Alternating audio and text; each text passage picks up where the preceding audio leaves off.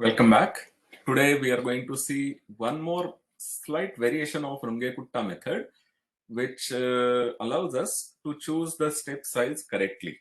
So this is something that we have seen before, not exactly in the context of the initial value problems, but in the context of numerical integration. So I hope that you are now able to see these slides. So what we would want to do is to control the error in Runge-Kutta methods. So if you look back in lecture 25, there were the adaptive quadrature methods that we learned, and we learned them to approximate definite integrals. Now, these methods adapt the number and position of nodes used in the approximation to keep the global truncation error within a specific bound. The whole error was kept within a specific bound in spite of an increase in the number of calculations. So we have seen an example of some curve which has a spike at some point, and therefore if you have equally spaced nodes, then they don't give the integration approximation correctly. So wherever there is a sudden change, a rapid change in the behavior of the graph, we need more points, and we did that using the adaptive quadrature methods. Now, the problem of approximating the value of an definite integral and the approximate problem of approximating solution of an initial value problem, these are both similar. After all, we are given some integration, and here we are given a differential equation, and we have to compute the solution to that. These two things are quite similar, and therefore it is not surprising that there are adaptive methods even for approximating the solutions to initial value problems. These methods are not only efficient, but they also incorporate a control of error. So this is what we will study today. Very interesting, but somewhat complicated. So do pay attention. So whenever we had a one-step method, one-step method is where you don't change the step size. So that is called a one-step method. So a one-step method for approximating the solution yt of the initial value problem can be expressed in this particular way. So you have wi plus 1, which is wi plus hi phi ti wi hi. So you have a fixed step size, and you are approximating wi plus 1 from wi. This is what is called one-step method. If you were using two steps and you were using wi and wi minus 1 to approximate wi plus 1, that would be called a two-step method. So multi-step method is where you are taking the data corresponding to many steps into consideration while giving the approximation. So right now we are not doing that. We are looking at a single step approximation. So we have wi plus 1, which is the I plus 1 approximation. It is given in the terms of wi, and then there is an hi multiplied by this function, which is a function of the step, which is hi, the node, which is ti, and the ith approximation, which is wi. So this is our form of the difference method.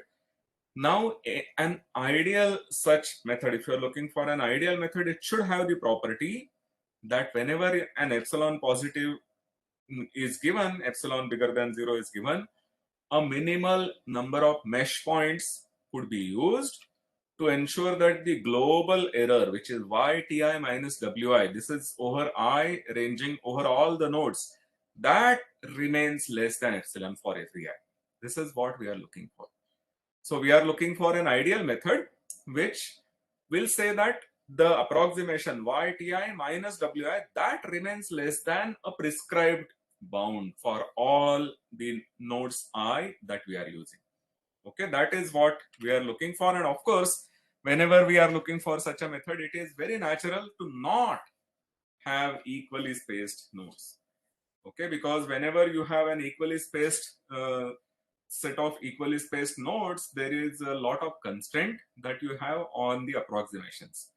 Okay, so we allow this flexibility that we will not have equally spaced nodes. The HIs can change, and then we will ask whether we can have a method which will bound this global error by a prescribed epsilon, the epsilon that is prescribed in the very beginning.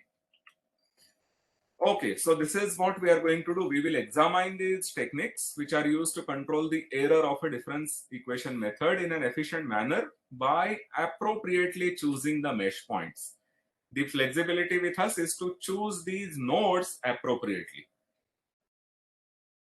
Okay, so what we will do is that we will take methods of differing orders. Okay, and then we first compute the local truncation error, and then using this prediction, we will the prediction of the local truncation error. Using this prediction, we will choose a step size to keep that local truncation error and the global truncation error in check. This is what we are going to do. So once again, we theoretically compute the local truncation error in terms of the step size.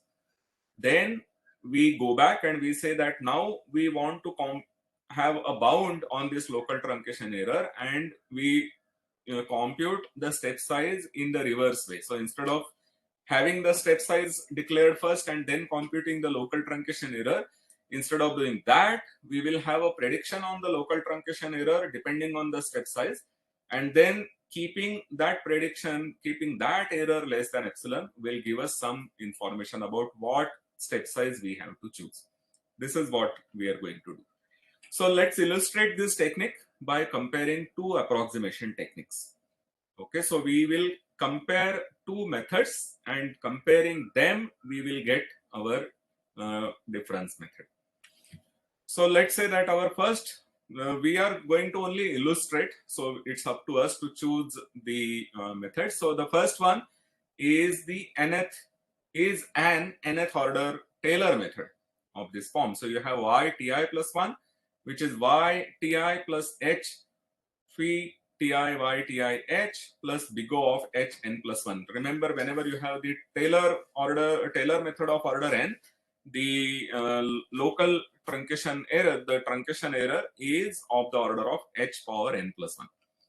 And the second one is a Taylor method of order n plus 1. So we had one method to be of order n, the other is of order n plus 1. And so clearly you will have a different function phi tilde for this new method, and the truncation error there will be of the order of h power n plus 2. Okay, so these are the orders. Remember, y value is the ith step y value plus h times the difference function plus the error. This is the typical format. Now we want to compute the local truncation errors. Okay, so the difference method will start by declaring w naught and w naught tilde to be alpha, because that's our initial value. And for I bigger equals 0, the first method will give wi plus 1 to be wi plus h times phi ti wi h, and second method will give wi tilde, wi plus 1 tilde is wi tilde plus h times phi tilde ti wi tilde h. These are the two methods. There are these two approximations that we get for the I plus 1th step using the approximations at the ith step. Now the local truncation errors for both these methods are of the order of h power n and of the order of h power n plus 1. We are talking about the local truncation errors, not the truncation errors for the method. Okay, this is the local truncation error. To remind you, this local truncation error assumes that you had the correct approximation for the ith step, and then it looks for the error that you get. It doesn't look at the accumulated error. Okay, so we have these two local truncation errors. Now here is an assumption. If you remember, in the adaptive methods for the quadrature computations, we had one assumption. Okay, and later we saw that it was okay to not have that assumption satisfied, but for the motivation of the method, we need to have this assumption. Okay, so the assumption is that wi and wi tilde are very close to y at ti. This is our assumption number 1. Okay, and then we are using the same h, and using the same h we generate wi plus 1 and wi tilde plus 1, w tilde I plus 1. Okay, these two, the next approximations are generated with the same step size h, assuming that the previous ones are almost close to the correct value. This is what we do. Because we are in fact looking for the local truncation error, right? We are looking to predict how the local truncation error for both of them will look like. So we are assuming that the previous, the ith step approximations are very much equal to YTI, almost equal to them. And then we will compute the approximation for the I+1 step. So then this error, tau I+1h, this is defined, the definition is YTI+1 minus YTI upon h minus phi Ti YTI h. This is our definition of tau I+1. And because YTI is approximately equal to Wi, this is approximately YTI+1 minus Wi upon h minus phi Ti Wi h. Now this phi Ti Wi h can be brought in the numerator with a factor of h, and then we see that if you bring it in the numerator with a factor of h, it will be added to Wi, and then what we get is Wi+1. That's the thing that we are going to get. So this tau I+1 of h is approximately 1 by h YTI+1 minus Wi+1.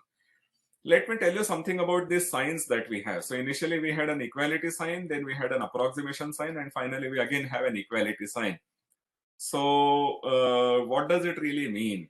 So, you know, when we are writing these equations step by step, if there is nothing on the left hand side, then the sign has something to do with the previous step. So instead of writing this in 3 steps, assume that it's written in a long sentence. Then it will be tau I+1 of h is equal to the first quantity, which is approximately the second quantity, and that second quantity is now equal to the third quantity. So the sign that we have, either it will talk about the relation between the left hand side and the right hand side, or it talks about the relation between the right hand side and the right hand side of the step above that. And then when we are finally going to compute the relation with the original left hand side with this final right hand side, we will take into account all possible signs. So we have equality, approximation, equality, and so in the end what we get is the approximation. So that approximation tells you that tau I+1 of h is 1 by h YTI+1 minus Wi+1. And similarly, you can compute the tau tilde I+1. You will replace Wi+1 by W tilde I+1. There is no other change. And now if you take the difference of these two, so tau I+1 of h minus tau tilde I+1 of h, we take the difference. It will be approximately equal to the difference on the right hand sides. The YTI+1 will get cancelled when we are taking the difference on the right hand side.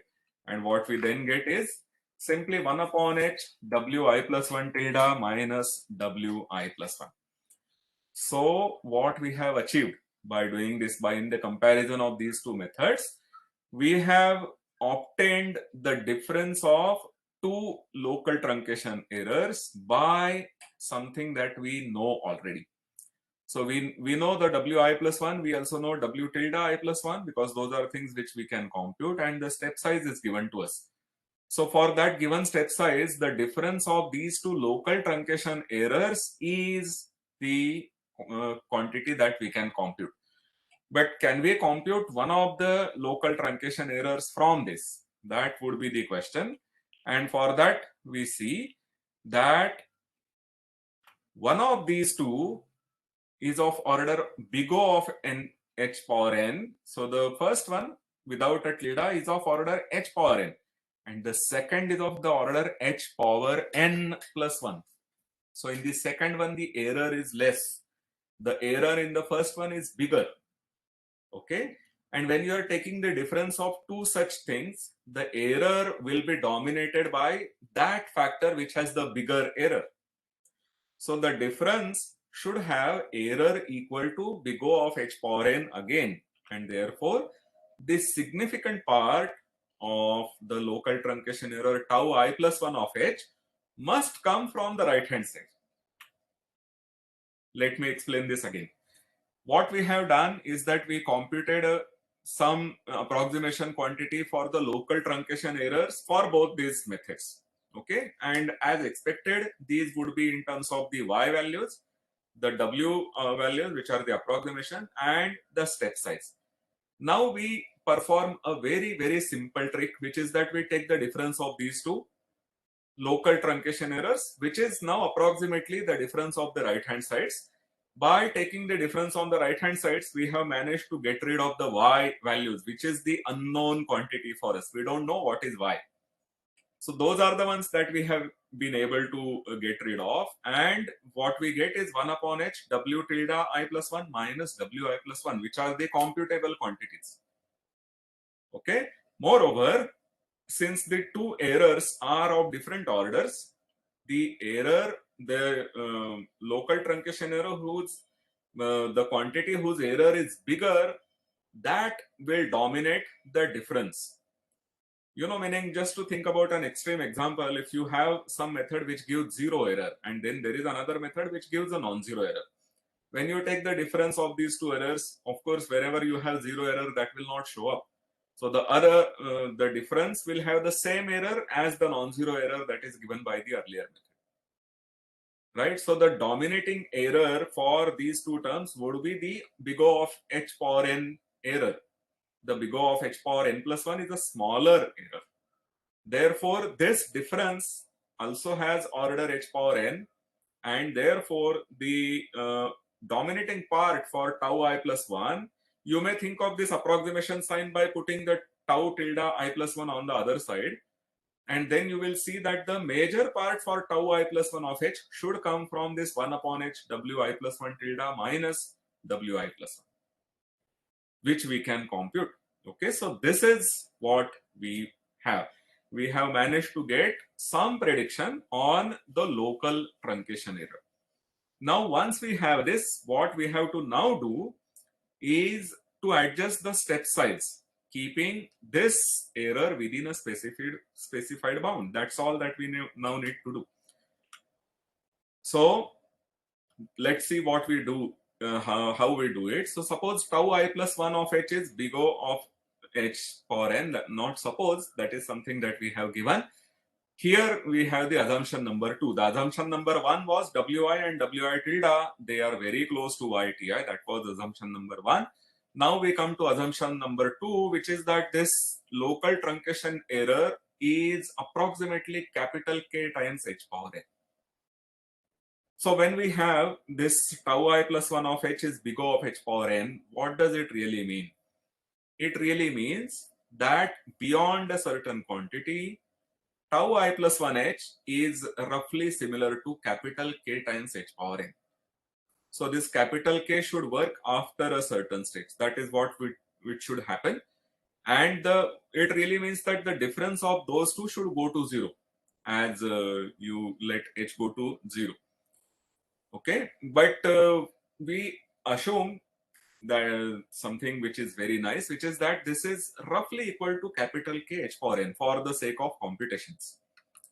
So what does it give? Now we will change our new step, and the new step will be applied by taking a multiple of the previous step size h. Okay, so our new step size is the q into h, and we have to therefore look at what possible q needs to be taken. All right. So the local truncation error produced by applying the nth order method with a new step size can be estimated using the original approximations, and the original approximations will tell you that tau I plus 1 of, instead of h, we are now taking qh. So we will have capital K into qh power n, which is equal to q power n into kh power n. Okay. But capital K h power n is tau I plus 1 of h. So it is q power n tau I plus 1 of h. So if we change the step size from h to q into h, the local truncation error changes by a factor of q power n. This is where it comes that our assumption of assuming that the local truncation error is roughly or approximately equal to capital K times h power n. So now tau I plus 1h, which is the local truncation error, can be written down. It is q power n upon h wi plus 1 tilde plus minus wi plus 1. Right? And this is the so the local truncation error for the QH step is equal to this particular quantity. Now we want to bound this quantity by epsilon, so we have to choose a Q such that this whole thing Q power n upon h mod wi plus 1 tilde minus wi plus 1 is less than or equal to epsilon, which means that we have to take a certain upper bound on Q, which is that Q is less equal epsilon h mod of the differences of the I plus 1th approximation and taking the nth root. Okay, so this is what we have to do. We have to take Q. So after applying the step with the steps, the step with the step size h, we again apply the new step size, which is the QH, and that QH will be in the Q will be given by this particular formula. So this is what we will have to do. Okay, so we have found a good prediction of the local truncation error, and using that we found an upper bound for the multiple for the next step, the new step size. Okay, now so there are various techniques. We have taken the standard n and n plus 1 order methods, and we explained how the method works. One very popular technique that uses the above inequality is the Runge-Kutta-Fehlberg method, which takes the local truncation error of order 5, which is this wi plus 1 tilde, which is wi tilde plus k1, k3, k4, k5, k6. So it brings the local truncation error of order 5. If you remember the table that we had given, for the form with 4 parameters, we were getting 4 big O of h power 4 as our local truncation error. For 5, 6, 7, we had, for if n was 5, 6, 7, the error was big O of h power n minus 1. So here we are using the order 5, we are looking for local truncation error of order 5. So we have to look at the Runge-Kutta method of order 6, and that's why the K6 is coming here. Okay, so this is the Runge-Kutta method of order 6, which is giving you the local truncation error of the order of h power 5. And we have the usual Runge-Kutta method of order 4, which will simply have k1, k3, k4, k5, only for the function evaluations. And for 4 forms, we have the Runge-Kutta method of order 4, which gives you the local truncation error to be h power 4. So that is the method that we are looking at, the h power 4 method. We use this new h power 5 local truncation error method to suggest what the step size should be in the order 4 method. Okay, this is what we have to do. Now the coefficients here can be explained, and we will write them down in the next slide, but there are 6 of them, so of course it will not come in this remaining part of the slide. Here they are. We have k1, which is just the function evaluated at ti wi multiplied by h. K2 is h f ti plus h by 4 wi plus 1 by 4 k1. So there is f, and k1 is already a function evaluation, so there is a nested function evaluation happening once. K3 gives you, there is k1 and k2, so there is a nested function evaluation happening twice. K4 has similar thing, you have k1, k2 and k3 inside. K5 has k1, k2, k3, k4, and ultimately k6 has k1, k2, k3, k4, k5. So these are all function evaluations which we will have to compute in this particular method, the Runge-Kutta-Fehlberg method. And an advantage to this is that in the end we have only 6 evaluations of f required to compute this, right? Because once you have computed k1, you can just put that k1 value here and compute k2. So for k1, k2 together, 2 function evaluations are enough. you have one more evaluation to do K3, and so in the end, for all K1, K2, K3, K4, K5, K6, you need only 6 function evaluations. Okay. However, if you were looking at the arbitrary Runge-Kutta methods of orders 4 and 5, which are used together here, they will require separately if you were computing these things without having the same K1, K2, K3, K4, K5, K6, which is the contribution of Felberg to this method. Instead of doing that, if you were doing K1, K2, K3, K4, and then say K1 prime, K2 prime up to K6 prime, you would need at least 10 computations. So instead of getting 10 computations, Felberg's contribution is that there are only 6 computations which are required. So there is a decrease of about 40% of number of evaluations. So when you have to do it at several steps, it gives you a very good decrease in the number of computations. And in the error control theory, an initial value of h is used to find the first value of I+1 approximations, which will lead to the determination of q, and then the calculations are going to be repeated. So there is a repetition of calculations, and therefore the procedure requires twice the number of function evaluations per step as without the error control. If you did not have error control, then you would do it only once. But if you want to control the error, then you have to do it once, get a different step size, and then with the different step size, you do the computations again. This is what we do. So the Q has to be chosen somewhat differently. One has to be very careful while computing this value of Q. We saw that Q is only bounded above by a certain quantity. Okay, so to make there are function evaluations that we will have to do, and to make it worthwhile, the Q has to be chosen somewhat differently. So the Q is going to be used for two purposes. Where are we going to use? If your Q is less than 1, then we will reject the initial choice because your h has become smaller, the step size has become smaller.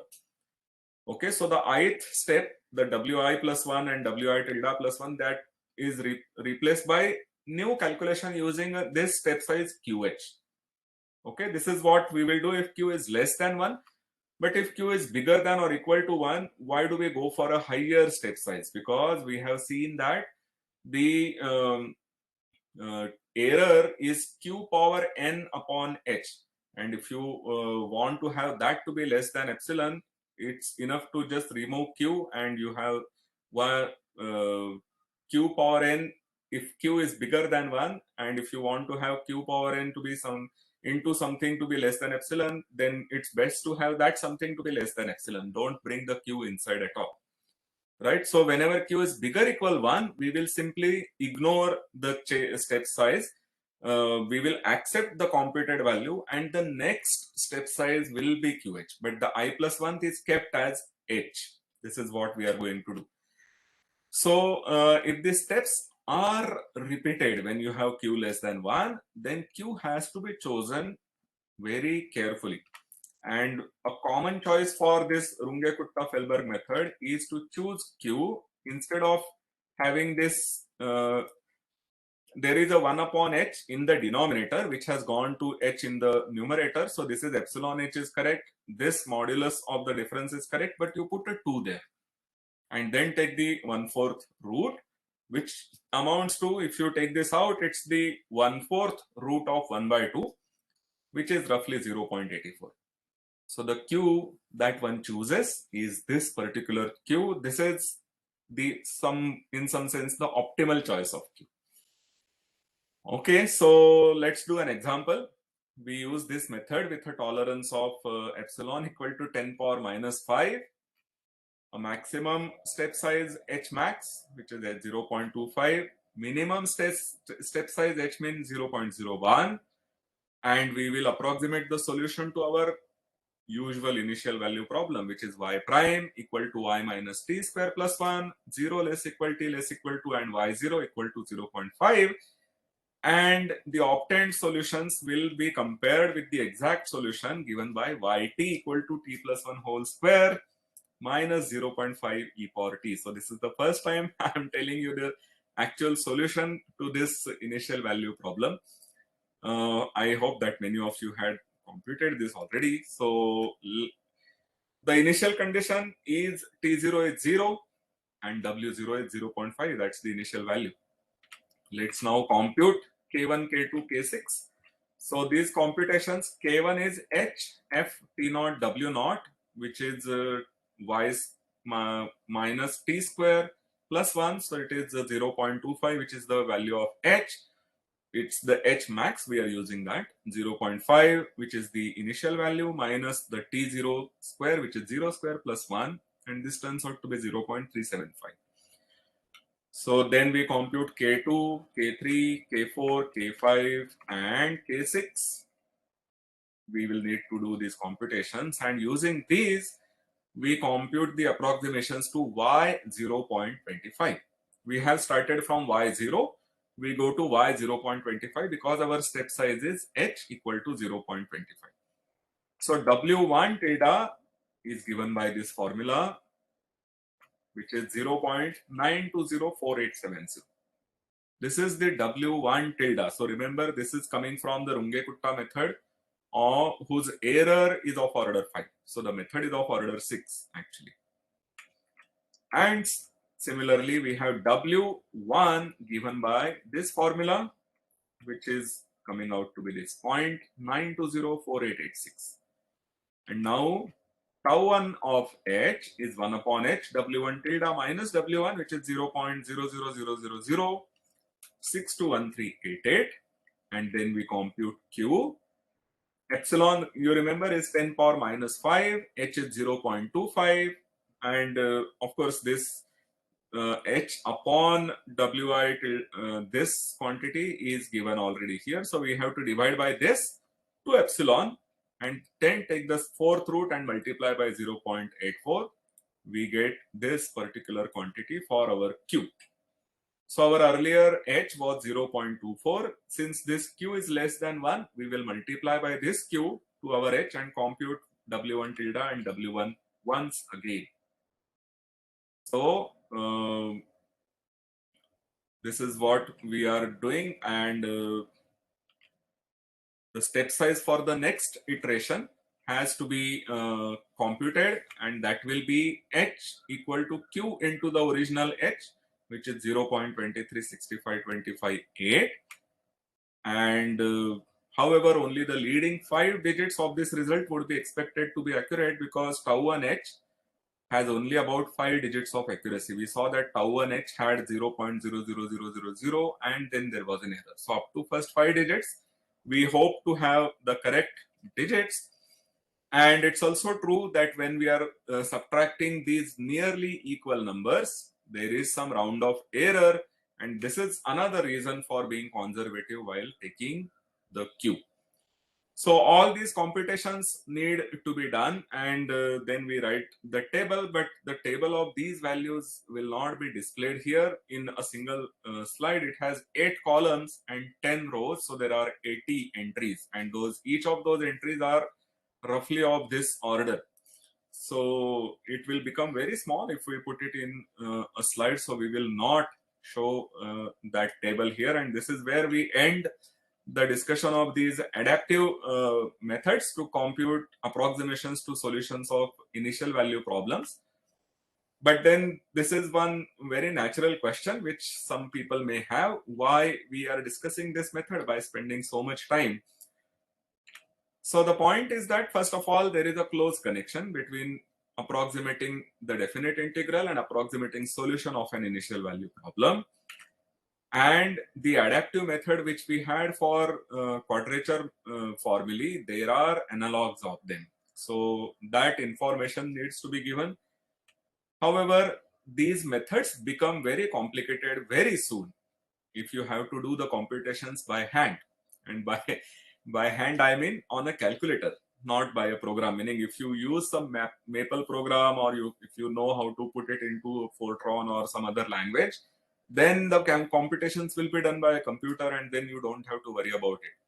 But if you have to plug in all these values in the calculator and compute all these things, then it becomes very complicated very soon. And therefore, our interest in this method will only be for the academic purpose. and not for the computational purposes. So we will not be spending time in doing computations with respect to these methods, but we need to understand that there are these important analogs of quadratic adaptive methods from the quadrature to the methods to approximate the solutions of the initial value problem. Okay, so this is where we are stopping in this somewhat longer lecture. What we plan to do in the next lecture onwards is to look at multi-step methods. So we will use the not just the Wi but also Wi minus 1 to compute value or the approximate value for the I plus 1 step. So see you until then. Thank you very much. Bye.